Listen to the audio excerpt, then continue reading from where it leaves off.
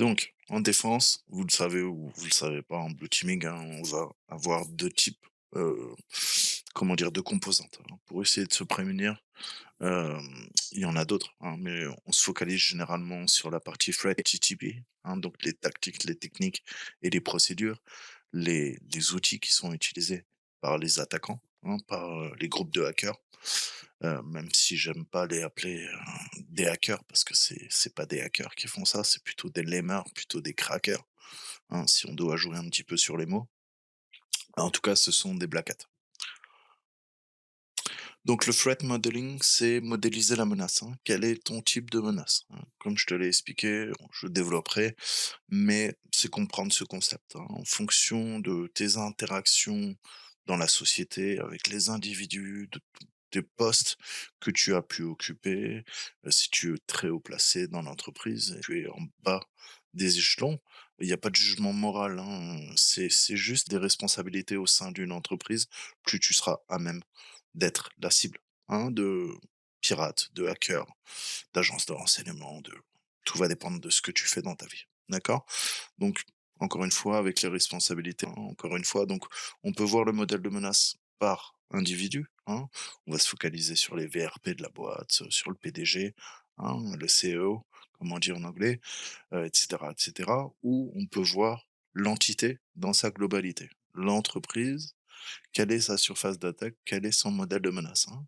Qu'est-ce que qu'est-ce qui est intéressant? Tellement des secrets, peut-être dans le secteur, pharmaceutique, industriel de pointe, et cetera, hein. Donc encore une fois, en fonction de votre secteur d'activité, le modèle de menace n'est pas le même. En France, à l'ANSSI, on a ce principe de, opérateur d'importance vitale, acteur d'importance vitale, hein, pour le bon fonctionnement à la fois industriel et à la fois économique du pays. Ensuite, on a, ce qu'on appelle donc tout ça, c'est le threat modeling.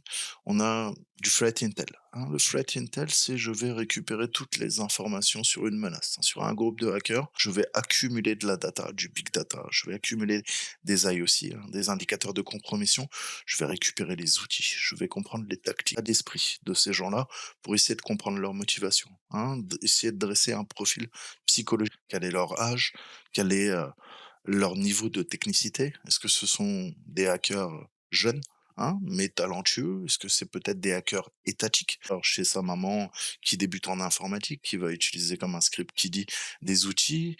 Est-ce qu'il est déjà en train de créer, ses propres outils, hein? Ça veut dire que, bah, techniquement, il commence à évoluer, utilisé dans le monde militaire, c'est-à-dire qu'on va simuler l'adversaire, hein. Je vous avais parlé de ces exercices red flag chaque année à Las Vegas, les armées de l'OTAN s'entraînent, hein, et font des jeux de guerre, des wargames, notamment avec les avions, hein. C'est les forces aériennes de l'OTAN qui font des tests, hein, des précisions de tir, combat aérien, dogfight, et cetera. Engagement BVR, au-delà du champ visuel, et cetera. Guerre électronique, j'en passe, et les meilleurs. D'accord? Donc le but, c'est l'éléphant, hein. Donc on a une red team et on a une blue team, d'accord? Et c'est ce principe, hein. Les raids, bah, vont simuler, en fait, les tactiques pendant la guerre froide. Ils simulaient on avait même volé des avions, des MiG, des Sukhoi, aux Russes pendant la guerre froide, et on formait les pilotes américains à utiliser les techniques aériennes, soviétiques, hein. C'était, grosso modo, hein, tous les moyens de commandement et de dispatch, de la défense aérienne, hein. Ils étaient appuyés via des gros radars, hein, détecter les avions éventuellement qui survoleraient, le territoire soviétique, et envoyer, hein, faire un scramble comme on dit, faire décoller, tout de suite pour, bah, aller, voir ce qui s'y passait, hein, et puis éventuellement renvoyer l'avion ennemi, chez lui, d'accord? Pas tout de suite l'engager. Donc voilà, hein, on avait ce principe, et ils apprenaient toutes les tactiques de l'adversaire. Alors je vous fais une métaphore, vous allez me dire: «Mais pourquoi tu nous parles des avions de chasse, des militaires?» et vous allez vous retrouver, on simule la partie adverse, hein. Donc on a cette notion en cybersécurité. On fait également du threat emulation, hein, de l'émulation de menaces. Donc techniquement, on va utiliser soit des scripts, hein, assez complexes parfois, hein, qui vont, simuler une cyberattaque de A à Z, une sorte de bot, hein. On peut avoir une ou plusieurs machines qui vont utiliser des techniques. Alors, la machine a été programmée pour attaquer, hein, une infrastructure. On prévient les équipes bleues ou pas et on leur dit: «Mais regardez, il y a une cyberattaque là, comment vous gérez? Hein, est-ce que vous arrivez à la détecter? Quel est le niveau de menace? Quels sont les outils utilisés et comment on peut endiguer, hein, cette, cyberattaque en temps réel?» Donc ça va permettre de former. Former, on a 2 façons de former. On peut former avec des équipes rouges, hein, du red teaming, des tests d'intrus, en white, grey ou black box et en faire le relais avec les équipes bleues, hein. Donc, on a des équipes rouges qui attaquent et qui vont aider et de même, je vous dis toujours, si vous êtes attaquant, vous devez également connaître comment fonctionnent les bleus en défense, hein. C'est pour ça qu'aujourd'hui on parle de purple teaming, d'accord? C'est le mélange des 2 couleurs.